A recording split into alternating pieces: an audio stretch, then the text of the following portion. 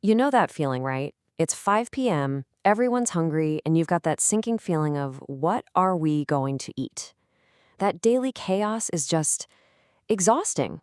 Well, in this explainer, we are breaking down a super simple 5-step system that's going to make your weeknights feel completely effortless. So let's start with what I like to call the daily dinner dilemma. This is all about finally conquering that nightly stress of figuring out what's for dinner. I think we can all relate to this one. 5 o'clock rolls around, you're tired, you're hungry, and then this question hits you like a ton of bricks. It's the moment that can turn a perfectly good day into a total scramble. That feeling of dread? Yeah, that's exactly what we're going to eliminate. And this quote just hits the nail on the head. It goes, if you plan a complicated dinner on a night you get home at 7:30, you already know how that ends. And we do, right? It ends in frustration, probably some unplanned takeout, and this feeling that you've somehow failed. But listen, you didn't fail, the plan failed you.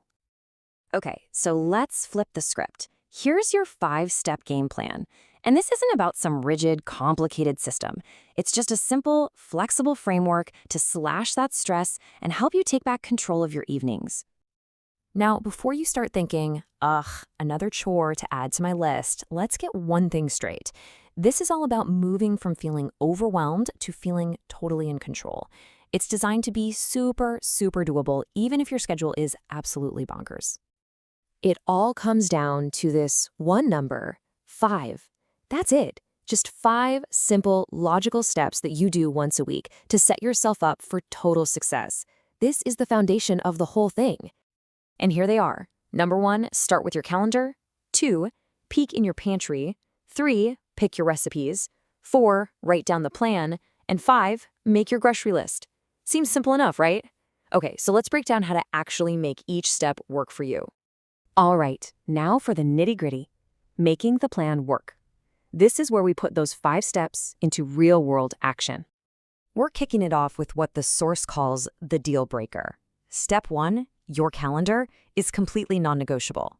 If you skip this, believe me, the whole plan just falls apart. It is that important. Think of this as having a little conversation with your calendar.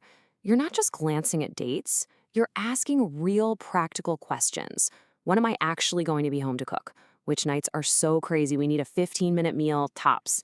And my favorite, where are the takeout nights hiding? Because planning for a break is still part of a great plan. On to step 2. Once you know what your week looks like, it's time for a quick peek in your pantry and freezer. And notice the word quick. This isn't a deep spring cleaning, okay? It's like a 5-minute recon mission. The whole point of that mission is to answer this one question. What can you use up? You know, that half bag of quinoa, the frozen veggies you bought with good intentions, that chicken you stashed in the freezer. Building meals around what you already have saves money and cuts down on food waste. It's a total win-win. Step 3 is the fun part, picking your recipes. But here's the pro tip. Involve your family.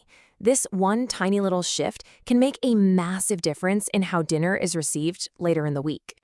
Seriously, it can be as simple as just shouting, hey, anything you want this week, while you're brainstorming. That one small action helps you dodge that dreaded, I don't want that battle later on, because hey, everyone got to have a say.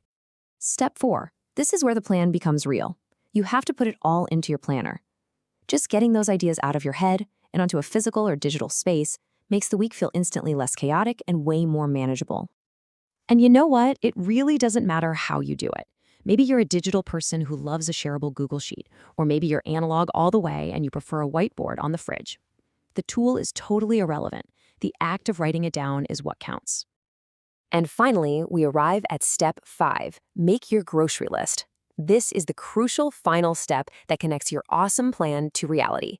It's what turns all those great ideas into actual food in your shopping cart. Your grocery list is your roadmap. It guides you through the store, it keeps you focused, it stops you from making all those impulse buys, and it makes sure you have everything you need to actually follow through on your plan without a last-minute panic trip.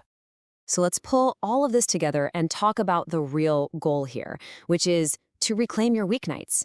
It's all about enjoying the fantastic benefits of this simple but really powerful system. And there you have it, 5 simple steps. That is the entire system. See? It's not about complex charts or a bunch of rigid rules. It's just a logical flow that takes you from your calendar all the way to the grocery store. So what's the payoff for this little bit of weekly effort? Well, it's huge. The system is simple, so it's easy to remember. It's repeatable, so it actually becomes a habit. And most importantly, it is a massive stress reducer. It just gives you so much of your mental energy back. I love how this source material frames this.